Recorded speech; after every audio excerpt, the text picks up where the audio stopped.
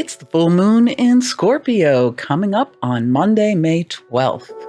And you know what that means. Lunacy!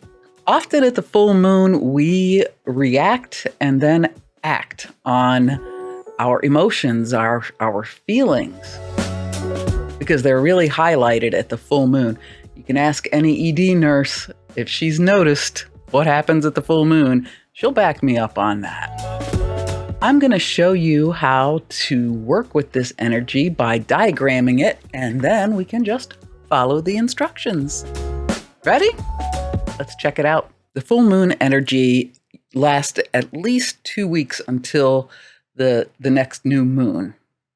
But it can also kick off other processes that last much, much longer than the 2 weeks between the two lunations. So here's the whole chart.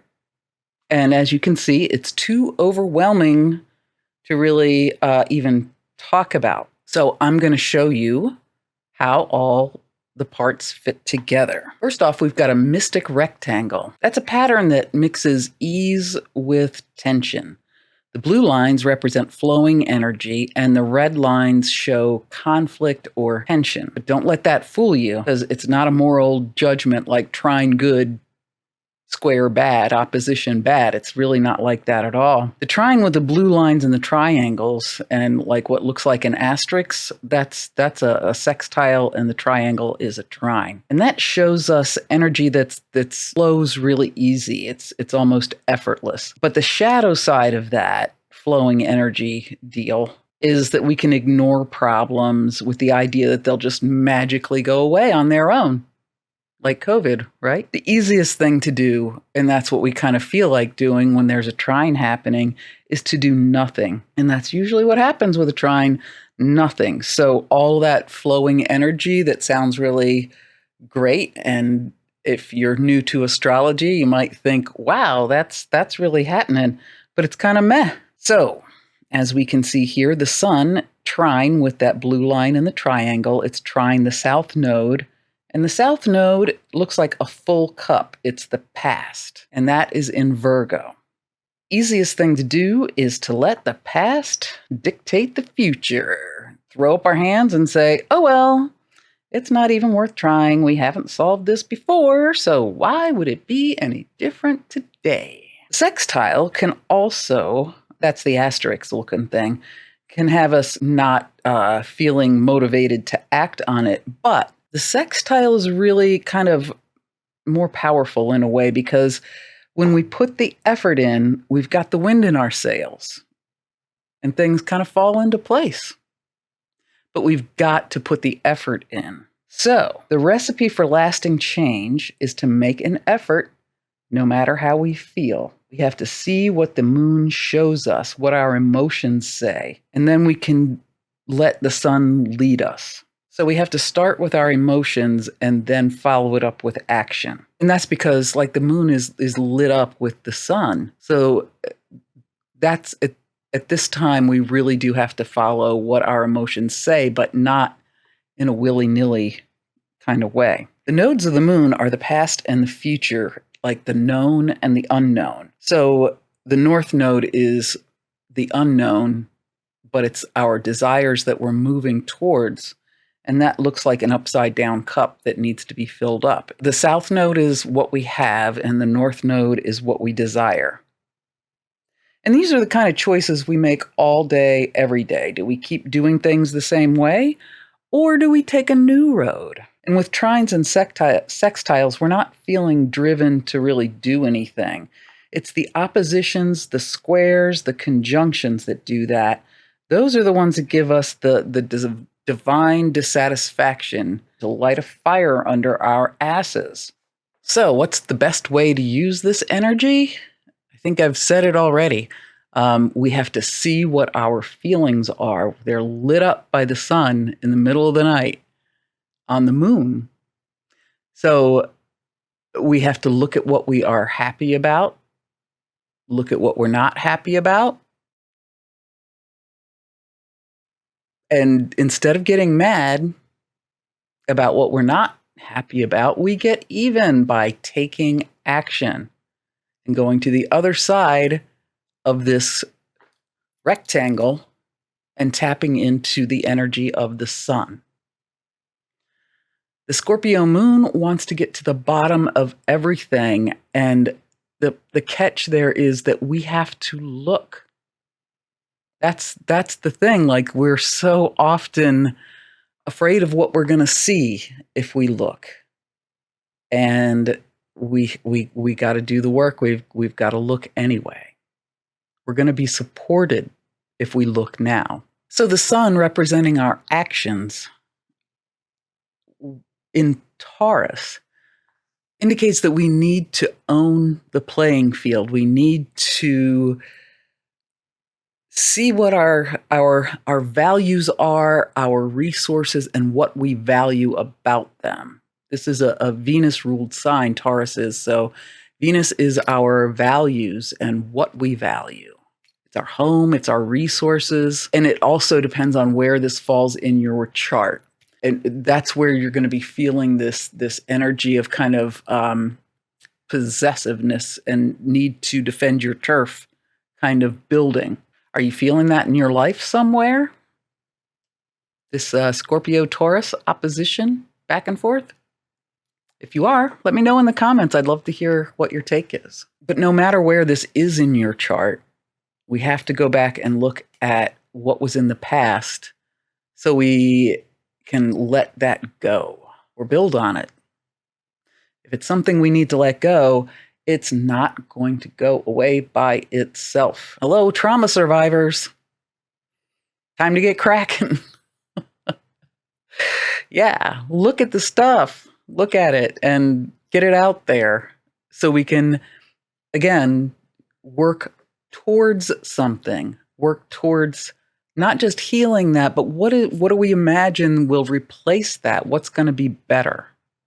And as always, I'm happy to look at your chart and help you work out what's going on with you. If you have any questions or whatever it is, I am delighted to help you look at your chart and figure everything out. We'll look down the road, see what's coming up for you.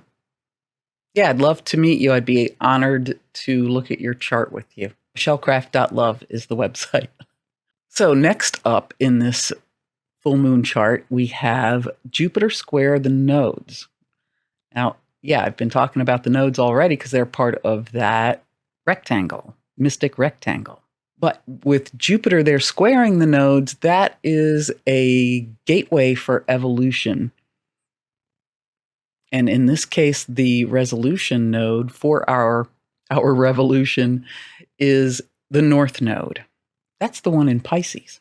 So Jupiter is the planet of expansion. It's about justice, natural law, and it's the ruler of the American chart and my chart. In this case, Jupiter wants us to resolve the dissatisfaction that we're having with the North Node in Pisces. So he's going to make us feel that desire for a spiritual answer, maybe an answer that brings us together. He wants us to move away from what we wanted the past to be, what we thought the past was. And Saturn's right there next to the North Node. So if we can learn the Pisces lesson of unity and oneness and spirituality, however that's showing up in your chart, with Saturn there, if we can stick that landing, this might be really nice, lasting change that we can take with us into the future. Finally, we've got Mercury, which rules that Jupiter, because Jupiter is in Gemini. Mercury is squaring Pluto in Aquarius, and it's almost exactly exact, which is really a big sign when things are hitting exact at certain particular times, like a full moon.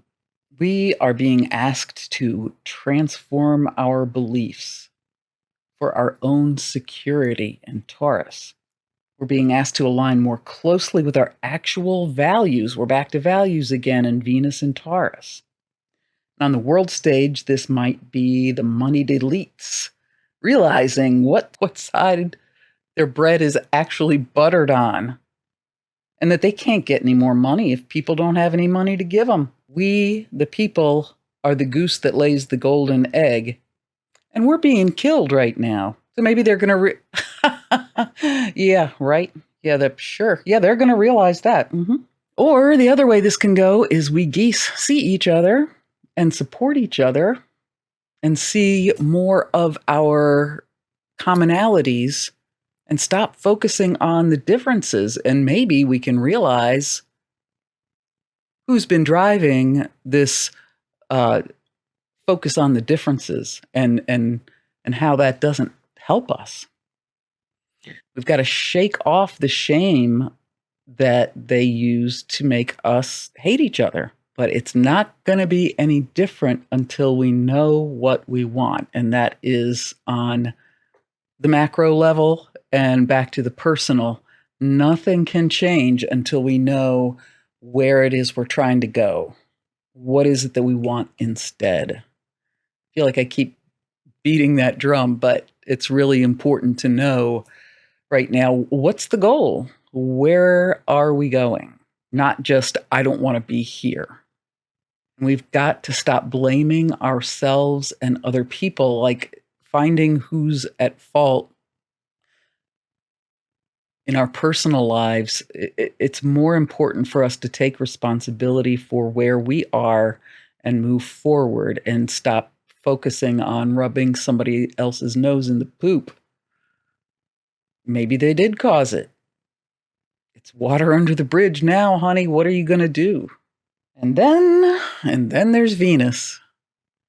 Venus is unaspected in this chart. And that means she's going to be screaming her head off. And this is analogous to the pain that we don't want to see. If we don't look, when a planet is unaspected, it feels like it's not being heard. This might be about what's valuable to us personally, but it's also our ethical values. It could be about love relationships or charm or pleasure. And in Aries, Venus is enjoying going after what she wants. And that's important for all of us to remember right now, is to enjoy the ride. Enjoy the ride. We're only here once, and it's easy to get really wound up in everything bad that's happening right now. But, our inner peace and our inner happiness, we've got to keep a hold of that and hold the line, keep that steady as all of this outer turmoil is happening in the world. And it's important for us to remember that we do not have to live this way. Just because this is the way things have been for 200 years at least, we do not have to continue letting the money crack the whip, I guess. And it's obvious how this is all playing out in the wider world, but what's going on? How is this affecting your chart? Again, it's really important because we help the evolutionary process that we're all really concerned about in the wider world. The best thing we can do to support the change we want to see is to be the change, right? And it seems like such a cast-off thing to say, be the change you want to see in the world. But that's how it works. Like, we aren't going to have a world full of love and light if we're pissed off at our landlord, so we hex him. Like, no.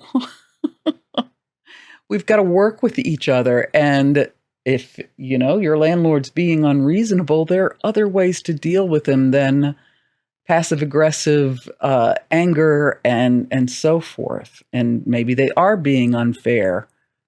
And maybe it's time for us to move on or get help or whatever it is. But being angry about it and wanting to be vengeful isn't going to help. And it's going to push the energy overall in the wrong direction for us.